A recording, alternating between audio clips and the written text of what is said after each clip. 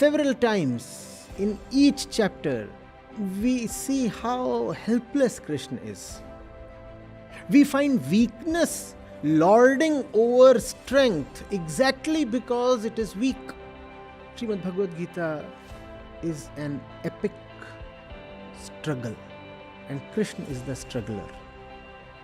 It all tugs at your heartstrings. It's actually a song, as much of melancholy as of wisdom. And that's the reason I love the Gita.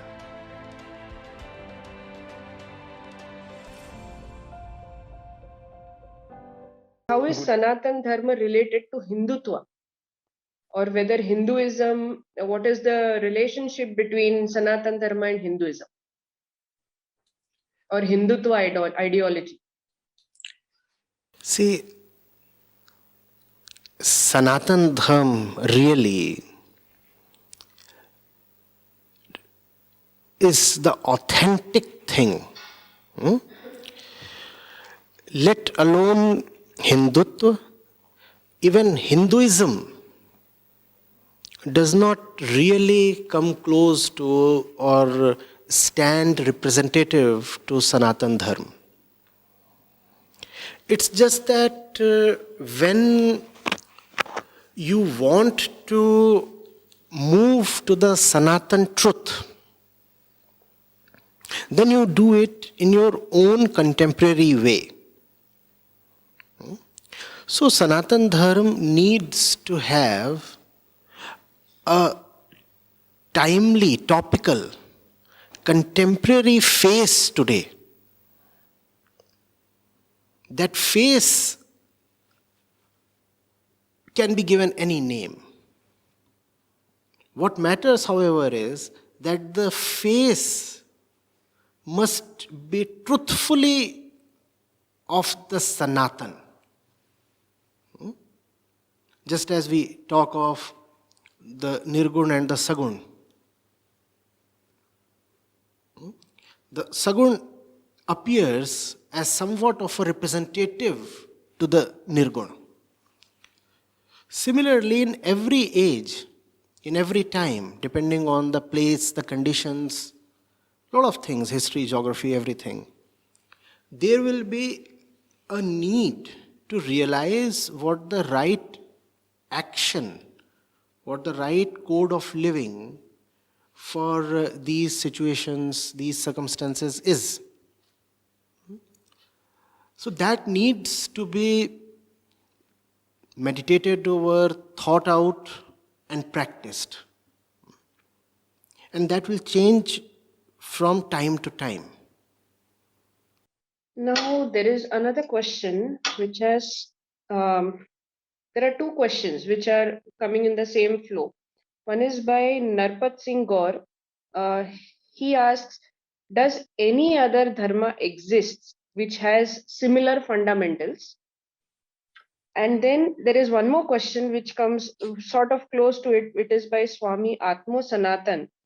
Is that when civilizations are evolving, do we need Sanatan Dharma?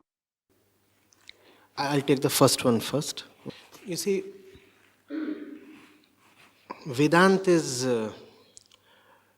very austere, very direct. It does not dabble in belief. It starts with something that is indisputable, and that is the sufferer exists. The experiencer exists. Beyond that, I do not know anything. And if I am suffering, if I am the experiencer of my misery, then how credible can I be because I am the suffering mind? If I am the suffering mind, how do I take the contents or suggestions of the suffering mind as reliable or authentic? I will not. So Vedanta has zero respect for what we think or what we believe in. Vedanta has acknowledgement only for our de facto condition. It's like this, a patient goes to the doctor and the patient is having mental problems, some kind of neurosis, some malfunctioning in the brain or in the mental system. This much is clear that the patient can neither think, nor talk, nor experience correctly, authentically. This much is clear. Now, if this is clear, will the doctor pay any attention to what the patient is saying? No. The doctor will acknowledge the patient's condition, but will not respect the patient's words or beliefs. Please get the situation. And that is the best that a loving physician or doctor can do for this patient. The rishis were very loving people. They operated from a center of compassion, and therefore they gave zero respect to what we think of. So this fellow has come and he's practically a madman, as we all are. And he's saying, doctor, this is what is happening to me, this is what I dream of, this is what I believe in, this is what I say, this is what the tradition in my tribe is. And the doctor will say, keep all that aside. I don't want to hear that. I just see that you're not all right, and I'll go into your condition, not into your beliefs. So, look at all these religious streams that you're referring to. Do they operate in beliefs? And if they operate in beliefs, then they're not taking you to the Sanatan. If a scripture opens by saying that unless you believe in such and such thing, then you are not a true follower. Then what that scripture is saying is that you first of all take the words of the madman seriously. Is the doctor to treat the patient according to the patient's fancies? Would be a very bad doctor, no? So when you say, are there other religious streams that take you to the truth? I do not know. I'm asking you to find out for yourself, and that is the Vedantic way. Find out for yourself.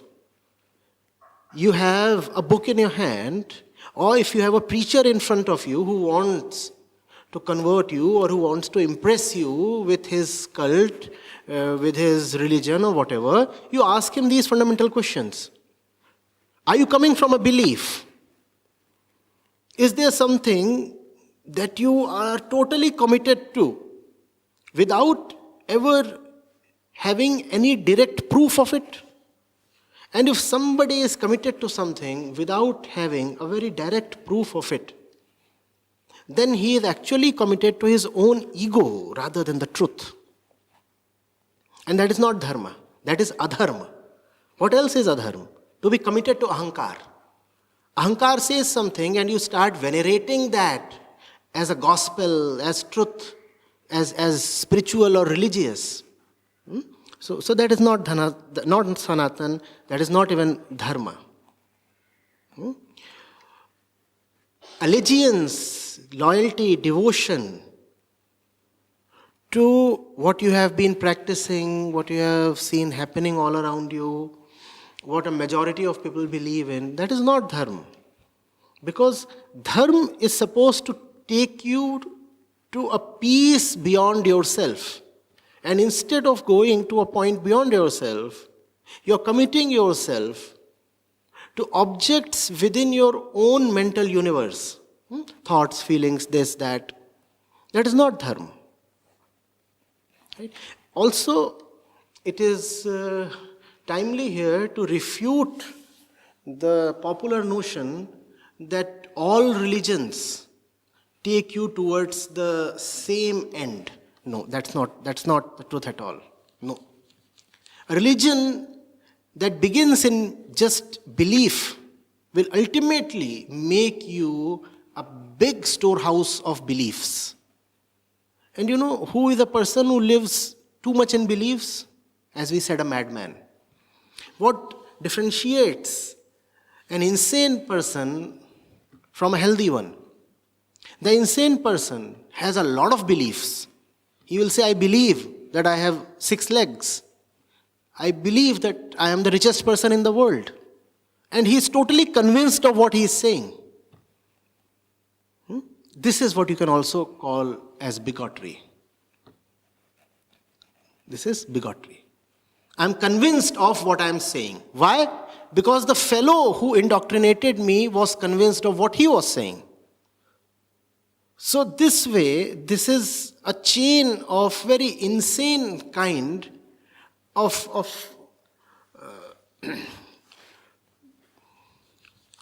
foundationless confidence, baseless assertion of one's thoughts.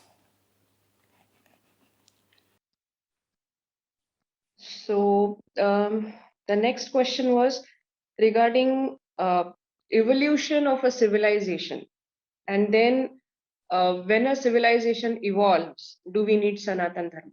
Now, what is the basis of the question, first of all? Why do we need civilization, and why will a civilization evolve at all? You see, we could have as well continued to live in the jungle, right? We came out of the jungle and we built these houses, these roads, these schools, these institutions. That's what we call as civilization, right? And then we taught our children a few things, and we said there has to be a certain way of life, there has to be a way you address your juniors, your seniors, there has to be a certain decorum in relationships, and we said that is culture. Why do we need civilization and culture? We need civilization and culture because we want peace. Otherwise, the jungle is sufficient. Jungle is our prakritic habitat. So, civilization is just an imperative of dharma. Our dharma is to move towards liberation. Therefore, we need civilization of the kind that assists our movement towards liberation. Civilization is not an end in itself. Civilization is a means towards fulfilling your dharma. We do not just need broader roads and taller buildings to amplify our ego. If we need broader roads at all, then we need them to be relatively peaceful, to engage ourselves in deeper pursuits. Otherwise, a 2-hour journey takes 8 hours, and all the time, these 8 hours, you are worrying about an impending accident. Obviously, that will not allow you to be meditative or attentive towards any deep thing in life. Do you realize that when we were in the jungle, we didn't have houses. So there were bugs and mosquitoes pestering us all the time. So in such a situation, it became very difficult to concentrate, let alone meditate. Can you imagine? You're sitting on the ground and there are insects around, and some insect is biting on your thigh, and the odd mosquito and a really big one is sitting on your nose, and you want to think about life and death. How will you do that? Instead of life and death, you are thinking about flies and mosquitoes.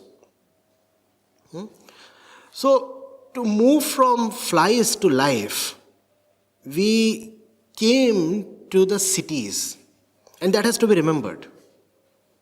We didn't come to the cities so that we could consume more or gratiate ourselves more. We did not come to the cities so that we could please our ego all the more. That was not at all the objective, though that's what we might be doing today. The objective was to have more peace in our external space so that we can devote ourselves to higher pursuits in life. That's why we build these houses, these communities, these roads, these schools, these hospitals. Otherwise, how will you really think and discuss with people?